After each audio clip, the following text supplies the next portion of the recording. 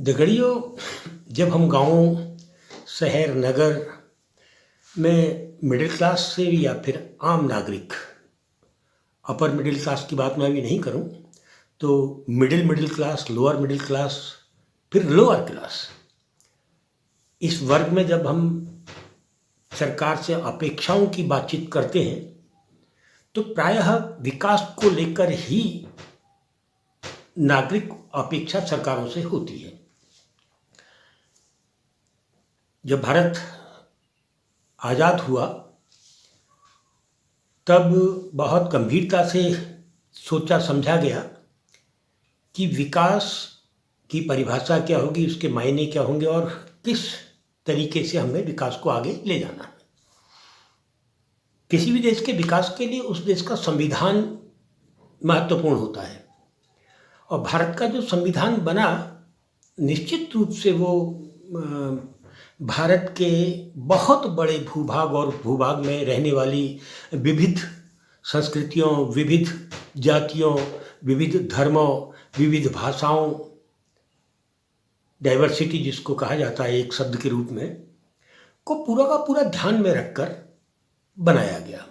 उसमें है, ऐसा नहीं कहता कि वो सब कुछ जो विविधता है उसमें मिलती है, क्योंकि जब हम संस्कृति में जाते हैं और सांस्कृतिक सरोकारों में या सांस्कृतिक परंपराओं में जाते हैं तो थोड़ा सा दिक्कत हमको होती है। बावजूद उसके फिर 5वीं और 6वीं अनुसूची के रूप में हमें लगता है कि चलो एक रास्ता तो खुला है।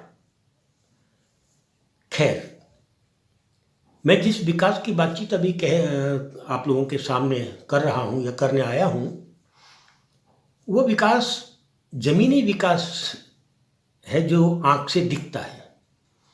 नेहरू जी ने इस विकास को जमीन पर उतारने के लिए जो समाजवादी व्यवस्था को ही अपना रास्ता चुना था, वही एक वजह है कि आज एक सार्वजनिक क्षेत्र में आपको अपने चिकित्सालय मिलते हैं, जनता के चिकित्सालय मिलते हैं, और सार्वजनिक क्षेत्र में आपको स्कूल मिलते हैं, प्राइमरी से लेकर हायर एजुकेशन तक, जिसका संचालन सरकारें करती हैं। उसके अलावा आपकी रेल लाइनें, आपकी हवाई पट्टियाँ, सड़कें, यही स्थिति यहीं तक नहीं थी कि बड़े बड़े उद्योग, जैसे उत्तराखंड में एक ध्वस्त उद्योग है HMT, या फिर ऋषिकेश में IDPL, तो बहुत से ऐसे उद्योग भी जिसमें हजारों की संख्या में लोगों को रोजगार दिया जा सकता था निर्माण के माध्यम से, कंपनियों के माध्यम से। फिर इन्हीं कंपनियों को अगर हम प्रदेशों के अंदर आ जाते हैं तो हमको वो कुमाऊं मंडल विकास निगम, गढ़वाल मंडल विकास निगम, कुमाऊं ये आपका विद्युत वितरण खंड आदि जो कॉरपोरेशन के रूप में हमको मिलते हैं, वो उस एक रास्ते से आगे को आते हुए दिखते हैं। ये विकास का एक रूप है। इसी रूप के साथ एक और चीजें हमको सामने दिखाई देती हैं। सरकारी सड़क है तो उसका निर्माण, सिर्फ सड़क ही नहीं, सरकार ने सिंचाई भी अपने पास रखी ताकि कृषि के क्षेत्र में नए काम किए जा सकते हों, और सहकारिता के माध्यम से श्वेत क्रांति, हरित क्रांति, ये विकास का अलग अलग समय के अलग अलग प्रयोग थे। 1975 में चीजें जब बदलने लगी और फिर जनता की ओर से भी सवाल उठने लगे, सवाल 60 में भी उठे थे, 65 में भी उठे थे, उन सवालों को सुना गया, समझा गया, उसके बाद चीजें बदली गई। वो बदलने की ही कार्रवाइयाँ थी जिसमें योजना आयोग सामने आता है जो सीधे सीधे विकास खंडों से जुड़ा होता है, मतलब बीच में कोई गली नहीं। योजना आयोग और विकास खंड, एक बड़ा ब्रिज, ये विकास का एक स्वरूप भारत के अंदर स्थापित किया गया। 1975 में जब सवाल सामने आने लगे, इंदिरा गांधी सत्ता में थी, तब 20 सूत्रीय कार्यक्रम धरातल पर उतारा गया। मैं पहले इस बात को कह दूं कि किसी भी देश का लोकतंत्र तभी मजबूत है जब उस देश का आम नागरिक मजबूत है। मजबूती से मतलब आर्थिक रूप से मजबूत है, सांस्कृतिक रूप से मजबूत है, सामाजिक रूप से मजबूत है, न्यायिक रूप से मजबूत है। ये किसी भी लोकतंत्र की मजबूती के प्रतीक चिन्ह हैं। जब ये सवाल सामने आया कि लोकतंत्र कितना मजबूत है इस देश के अंदर, तब जो बड़ा सवाल उठा वो उठा कि आम आदमी की जो क्रय शक्ति है वो अगर मजबूत होगी, यानी आम आदमी के घर में आमदनी का जरिया होगा और उस जरिए के माध्यम से पर्याप्त जितना भी उसकी ज़रूरतें हैं वो पूरी हो रही होंगी, तो एक तो ये होगा कि हाँ, लोकतंत्र में वो आदमी विश्वास कर रहा है, वो मजबूत है लोकतंत्र। उसके अलावा सामाजिक न्याय हो गया, न्यायिक व्यवस्था हो गई, लॉ एंड ऑर्डर हो गया, ये सब चीज़ें उसमें तोलते हैं। 1975 में इन सारी चीज़ों को ध्यान में रखकर एक फैसला लिया गया और वो था 20 सूत्री कार्यक्रम का फैसला। एक ऐसा कार्यक्रम जो ऋण आधारित नहीं था, वो जन टैक्स, जनता द्वारा जो कर सरकारों को दिए जाते हैं। अब जनता क्योंकि सवाल पूछने लगी थी कि हमारे कर का आप कर क्या रहे हैं, हमारे टैक्स से आप कर क्या रहे हैं, क्या सिर्फ वेतन दे रहे हैं? रक्षा, प्रतिरक्षा, संचार के अलावा और क्या आप कर रहे हैं? तब एक कार्यक्रम बनाया गया, 20 सूत्रीय कार्यक्रम, जो सीधे सीधे जनता के करों पर निर्भर कार्यक्रम था। उस पर क्योंकि आपको टैक्स तो बढ़ाने ही बढ़ाने थे, टैक्स बढ़ते रहे और विकास भी जमीन में आता रहा। इस प्रकार का एक प्रयोग 20 सूत्रीय कार्यक्रम के रूप में किया गया। निश्चित रूप से भारत के लोकतंत्र को मजबूत करने के लिए, वो लोकतंत्र जो गांवों में मिलता है, गांव की गलियों में मिलता है, नगरों में मिलता है, नगरों के अंदर मोहल्लों वार्डों में मिलता है, उसको मजबूत करने के लिए 20 सूत्री कार्यक्रम जमीन पर उतारा गया 1975 में। कार्यक्रम बहुत अच्छा है और था भी। तो क्रियान्वयन सीधे सीधे उस प्रशासनिक ढांचे के हाथ में था। गुलामी से मुक्ति पाते समय ब्रिटिश हुकूमत से मिला था IAS, IFS, IPS, PPS, PCS के रूप में, क्योंकि गुलामों के ऊपर बनाई गई ये व्यवस्था जो थी, उसके हाथ में 20 सूत्री कार्यक्रम का संचालन था। अगर 1975 से के बाद के 10 सालों का हम अध्ययन करते हैं तो दो चीज सामने दिखाई देती हैं कि 20 सूत्री कार्यक्रम के माध्यम से ग्रामीण क्षेत्रों में कितना रोजगार सृजित हुआ, इस पर तो माथा पच्ची करनी पड़ेगी। सरकार अपनी गुलाबी अपनी फाइलों में बहुत कुछ दिखा सकती है, लेकिन ज़मीन में जो नहीं दिखेगा, लेकिन एक डेवलपमेंट ज़मीन के अंदर दिखता है कि राजनीतिक दलों का जो कार्यकर्ता, जिसके संबंध दलों के संगठन से था, वो जिले का संगठन, प्रदेश का संगठन या फिर गांव का संगठन, नगर का संगठन, उस संगठन से जुड़ा हुआ जो कार्यकर्ता था वो एक ठेकेदार के रूप में सामने आया, विकास की योजनाओं के ठेकेदार के रूप में सामने आया। और वही वो दौर भी था कि वही ठेकेदार फिर ब्लॉक प्रमुख के रूप में स्थापित हुए, वही ठेकेदार फिर विधानसभा में भी दिखाई दिए, वही ठेकेदार फिर लोकसभा तक पहुंचे। चीजें अगर विकृत हो रही हो तो उसको आप देर तक चला नहीं सकते। और 20 सूत्री कार्यक्रम 1975 में शुरू होने के साथ साथ जब उसका प्रचार प्रसार किया गया, हम जानते थे कि इस समय स्कूल की कॉपियों के पीछे 20 सूत्री कार्यक्रम छपता था। फिर एक दौर आया, जिस 20 सूत्री कार्यक्रम आया तो सूत्रों के अनुसार गांव के अंदर निर्माण पहुंचा। जो श्रमदान के हमारे कार्यक्रम थे, रास्तों की सफाई, रास्तों की मरम्मत, अब वो 20 सूत्री कार्यक्रम में बजटीय कार्यक्रम बनने लगे, गांव में कई शिकायतें तो तब ये भी सुनाई थी कि सब गांव वालों ने श्रमदान कर रखा था, और प्रधान सभापति, तब प्रधान सभापति जो होते थे वो ब्लॉक से बजट ले आए, उन्होंने अंदर ही अंदर ग्राम सेवक होते थे एक, तो इस तरह की भी बहुत सी शिकायतें तब सामने आ रही थी। शिकायतें आती थी तो उसका समाधान भी होता था।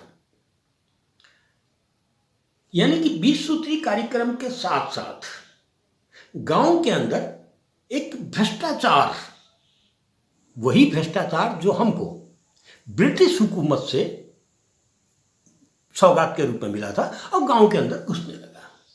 यानी जिस नहर की हम अपनी गांव की नहर की हम मरम्मत अपने हाथ से करते थे, श्रमदान से करते थे, अब वो भ्रष्टाचार में लिप्त होने लगी। जिन रास्तों की रखरखाव मरम्मत हम श्रमदान से करते थे, वह भ्रष्टाचार में लिप्त होने लगी। क्योंकि तब वो कार्यकर्ता जो संगठन का कार्यकर्ता था, वो योजना बनाता था कि साहब मैं अपने गांव में पैसे कैसे ले आऊँ, मेरी ठेकेदारी कैसे चले। तो कहता था कि साहब मेरे यहाँ गांव में सिंचाई की बहुत व्यवस्था है, फलाना पानी का स्रोत है, मैं उससे नहर बनाऊंगा। यानी जो 1000-1500 साल से जो छोटी छोटी गुलें हम बनाते थे, उसमें वो नहर बनाने का विकास ले आया। वो नहरें चली नहीं। मैं दावे से कहता हूं कि 90% नहरें ध्वस्त हुई, भ्रष्टाचार की भेंट चढ़ गई, और उन नहरों ने हमारी पारंपरिक सिंचाई व्यवस्था को ध्वस्त कर दिया। यह 20 सूत्री कार्यक्रम के अंदर होता रहा। सड़कें बनी, सड़कों में भी यही स्थिति रही। 20 सूत्री कार्यक्रम के तहत शिक्षा का विस्तार हुआ। शिक्षा की यांत्रिकी महत्वपूर्ण नहीं थी। 20 सूत्री कार्यक्रम में शिक्षा का भवन महत्वपूर्ण हो गया कि साहब मेरे गांव में छत चूती है, स्कूल चूता है ये, और संगठन में पहुंचा तो 20 सूत्री कार्यक्रम में आपके गांव में अब स्कूल की बिल्डिंग आ गई। वो स्कूल की पुराने समय में जो श्रमदान से गांव की बनी बिल्डिंग आज भी मजबूत स्थिति में है। लेकिन जब ये 20 सूत्री कार्यक्रम के माध्यम से बिल्डिंगें आई, सड़कें आई, तो वो बहुत कमजोर थी, कारण उसके साथ भ्रष्टाचार साथ में जुड़कर आया हुआ था। फिर राजीव गांधी को कहना पड़ा, और एक भरत वाक्य है ये राजनीति का, भारत की राजनीति का, कि जो पैसा हम गांव में भेज रहे हैं उसमें से 90% भ्रष्टाचार की भेंट चढ़ जा रहा है, या उन्होंने कहा कि 90%, 10% वहां पहुंच रहा है। लेकिन इस बयान से हड़कंप नहीं मचा, कहीं से कहीं तक हड़कंप नहीं मचा, कारण कि जो आपको IAS, IFS, IPS, PCS, PFS, PPS की जो ब्रितानी हुकूमत वाली व्यवस्था मिली थी, वो अपना काम जानती है कि हमें क्या करना है, क्योंकि डंडा उनके हाथ में था, कानून का संचालन उनके हाथ में था, विकास का सारा बजट का उनके हाथ में था। मैं एक छोटा सा उदाहरण आपको दूं। जब विकासखंड और योजना आयोग के बीच में पूरा एक पुल बनाने की बात कही, सरकार ने कही, तो DRDA कहां से आ गया? यानी कि अब योजना आयोग और गांव की का जो विकास खंड है उसके बीच में आपने DRDA बैठा दिया। यानी खंड विकास अधिकारी का एक साहब आपने DRDA में बैठा दिया। अब खंड विकास अधिकारी तो वही करेगा ना जो उसको आदेश है। जैसे आप नगरों में देखते हैं एक अच्छाची अधिकारी होता है, वो जनता का चुना नहीं होता है, लेकिन वो वही कहता है जो या नगर मंत्रालय निर्देशित करता है कि यहाँ पर प्राधिकरण लगाना है, यहाँ पर ये कानून थोपना, उस कानून को टैक्स लगाने का वो पूरा एक दबाव उसके अंदर बनाता है। वही स्थिति DRDA के रूप में स्थापित हो गई। वो टैक्स लगाने वाला नहीं था, लेकिन विकास को अपने हाथ पर, यानी IAS वाली जो व्यवस्था है उसके कब्जे में रखने के लिए वो हर संभव तौर तरीकों का इस्तेमाल करता था। राजीव गांधी ने जब इन सब चीज़ों को देखा, समझा, तो बड़ा फैसला उन्होंने पंचायत राज का लिया। उनको लगा शायद अगर हम पंचायतों को शक्तिशाली बना दें तो ये जो बीच में गड़बड़ करने वाला एक पूरा का पूरा तंत्र है उसके सामने एक महत्वपूर्ण व्यवस्था मौजूद होगी, वो अपने हिसाब से काम कर लेंगे। अब यहां क्रोनोलॉजी देखिए। जैसे ही पंचायत राज एक्ट भारत में लागू हुआ, ये कांग्रेस ने लागू किया, लेकिन जहां कांग्रेस की सरकारें थीं उन्होंने भी उस एक्ट की आत्मा को कभी नहीं पढ़ा। मैं उत्तराखंड राज्य में आ जाता हूँ थोड़ी देर के लिए। हरीश रावत की सरकार रही जिस पर बहुत भरोसा लोग करते थे और इसीलिए हरीश रावत को किनारे किया गया। और एनडी तिवारी की सरकार, बीच में बहुना जी आए, ये कांग्रेस की सरकारें थी जिस कांग्रेस ने पंचायत राज दिया। और इसमें से एक भी सरकार ने पंचायतों को मजबूत करने, उनको अधिकार देने और आईएएस की ताकत को कम करने, पीसीएस की ताकत को कम करने का कोई प्रयोग नहीं किया, कतई नहीं किया। हाँ, जो पंचायत राज एक्ट अभी हमारे को मिला है, अगर आप उसको पढ़ते हैं, उसकी जानकारी, हमने बहुत पहले अपने अखबार हिमालय के स्वर में पूरा का पूरा पंचायत राज एक्ट छापा था, उसमें कुछ संशोधन भी हुए हैं। आप देखेंगे कि पंचायतों को अधिकार नहीं दे रहा है वो एक्ट, वो सिर्फ पंचायतों की नाक में नकेल डाल रहा था। एक बड़ा कानून बन गया। मैं उस दिन बहुत आश्चर्यचकित था जब खंडूरी जी मुख्यमंत्री हुआ करते तो उन्होंने कहा कि पंचायतों में हम 50% रिजर्वेशन महिलाओं को दे रहे हैं। पहले तो पंचायतों में जो रिजर्वेशन डाला गया कि इतनी सीटें अनुसूचित होंगी, इतनी जनजाति होंगी, इतने सामान्य सीटें होंगी, इसमें एक कमी और थी। इसमें सबसे योग्य आदमी जो गांव का था, जिसको पूरा का पूरा गांव अपना प्रधान बनाना चाहता था, अपना सरपंच बनाना चाहता था, उसका रास्ता बंद हो जाता है। खासकर पर्वतीय क्षेत्र के, तो मैं कहूँगा मैदानी क्षेत्र में हो सकता है कि सत्ताई व्यवस्था हो, लेकिन राज्य के हिसाब से मैं कहूँ तो यहाँ पर सत्ताई व्यवस्था ऐसी मजबूत नहीं थी। अब क्या हुआ था, पंचायत राज में तय कर दिया, आईएएस ने तय कर दिया कि फलाने गांव में जो प्रधान बनेगा वो महिला होगी, फलाने गांव में जो बनेगा महिलाओं में भी सामान्य महिला होगी, अनुसूचित जाति की जनजाति की महिला होगी, यहाँ पर अनुसूचित जाति जनजाति का पुरुष होगा, आदि आदि आदि करके उसको डाल दिया गया। अब गाँव वालों ने देखा कि भाई हमारे यहाँ तो कोई ऐसा धुर समाज सेवी जो दिमाग से भी सोचता हो और दिल से भी चीजों को समझता हो, ये तो फलानी जातियों में है ही नहीं, महिलाओं में तो इस तरह का कोई है ही नहीं। लेकिन अब आपने चुनना उसी को है जो सरकार ने आपसे कह दिया, आईएएस लॉबी ने जो आपसे कह दिया, या देहरादून में बैठी हुई सरकार ने जो आपसे कह दिया, आपने उसी को चुनना है। अब गांव में खोज खबर हुई तो उनका फलानी को बना दिया जाए। अब ऐसे एक धड़े ने एक को कहा, दूसरे धड़े ने कहा, वो सामने आया, 5 साल कट गए। 50% महिला, हम दुनिया में दावे से कह सकते हैं कि हमारे यहाँ जो पंचायती राज का स्ट्रक्चर है उसमें आधी महिलाएं प्रतिनिधित्व करती हैं। लेकिन वो प्रतिनिधित्व किसका कर रही हैं? वो गांव से चुनी हुई पंचायत राज का प्रतिनिधित्व तो कर रही हैं, लेकिन गांव की समझ तो उनके अंदर थी नहीं, विकास की समझ तो उनके अंदर थी नहीं, न्याय की समझ तो उनके अंदर थी नहीं। और इस समझ को खत्म करने का काम, सच ये है कि भ्रष्टाचार से लबालब 20 सूत्री कार्यक्रम में भी किया गया। आपको सबको मालूम होगा कि हमारे यहाँ कानून की सबसे अच्छी जनता की व्यवस्था थी न्याय पंचायत। न्याय पंचायत में बकायदा चुनाव होते थे, और कोई अगर शोध करेगा तो हम उसको मदद करेंगे कि बहुत से फैसले, बहुत से लोग अभी भी हैं जो कहते हैं साहब न्याय पंचायत के फैसले के बाद मेरी जमीन मेरे को वापस मिल गई, न्याय पंचायत के फैसले के बाद साहब चोर को सजा मिली, उसने मेरा सामान वापस किया, न्याय पंचायत के फैसले के बाद बहुत बड़े बड़े फैसले न्याय पंचायतों ने किए। 20 सूत्री कार्यक्रम में त्वरित न्याय देने की जो व्यवस्था थी, लेकिन न्याय पंचायत को मजबूत करने की नहीं थी। अब त्वरित न्याय के लिए आपने क्या प्रयोग किया कि अदालतों को गांव के अंदर कि साहब आप सर्वे कीजिए। अब तो बड़ी बड़ी बैठकें होती हैं, जज साहब बैठे होते हैं त्वरित न्याय के लिए, और न्याय दिवस, न्यायपालिका दिवस और तमाम गोष्ठियाँ बैठ गए। लेकिन जो महत्वपूर्ण था, हमारी जो अपनी व्यवस्था थी न्याय की, वो हमसे छीन ली गई। उसका चुनाव ही नहीं होने दिया गया। अब कहीं नहीं लिखा है कि हम चुनाव नहीं कराएंगे, लेकिन सरकार ने, उसी सरकार ने जो 20 सूत्री कार्यक्रम आपको देती है,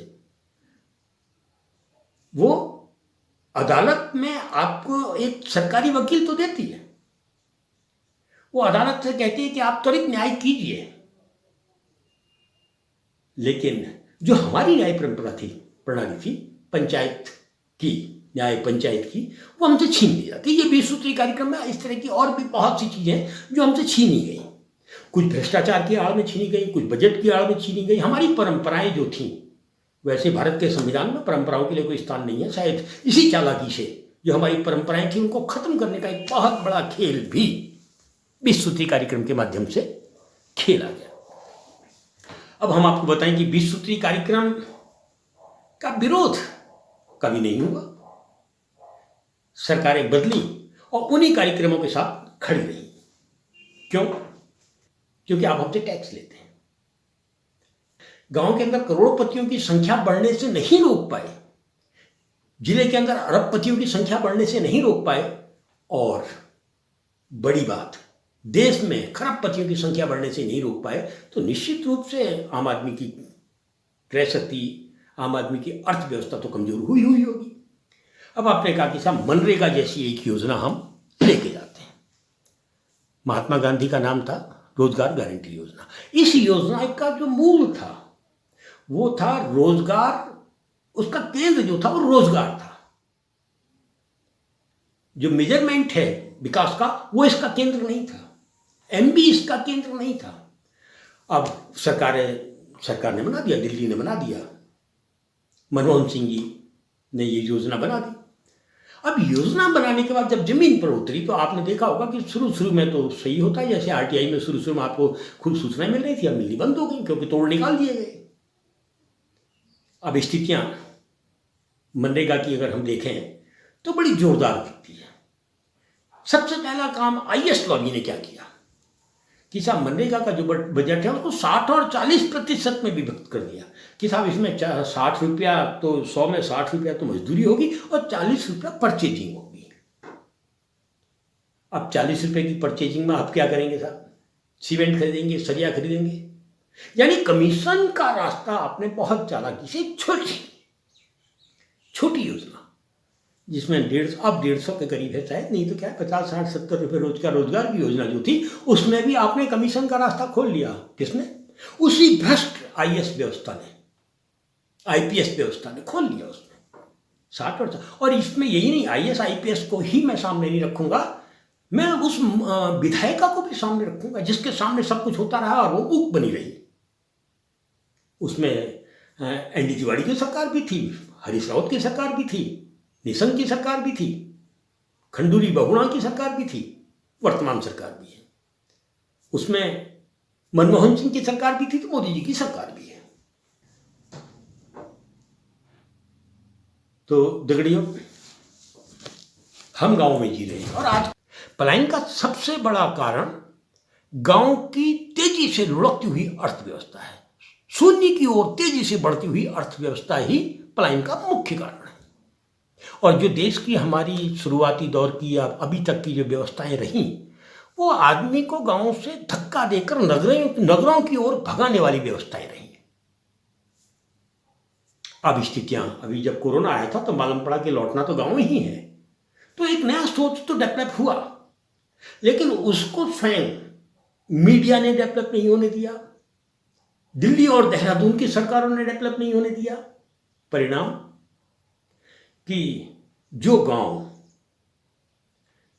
रोजगार के सबसे बड़े साधन हो सकते हैं, जो गांव पलायन को रोकने का सबसे मुख्य साधन हो सकता है, गांव घात की कविता से जुड़े थे उत्तम खेती मध्यमवान निखित चाकरी भीख निदान, आज वो गांव वृद्धावस्था आश्रम के रूप में अगर स्थापित होने लगे हैं तो ये चिंता अब नागरिक को करनी होगी, आम लोगों को करनी होगी, क्योंकि सरकारें आपके लिए चिंतित नहीं है।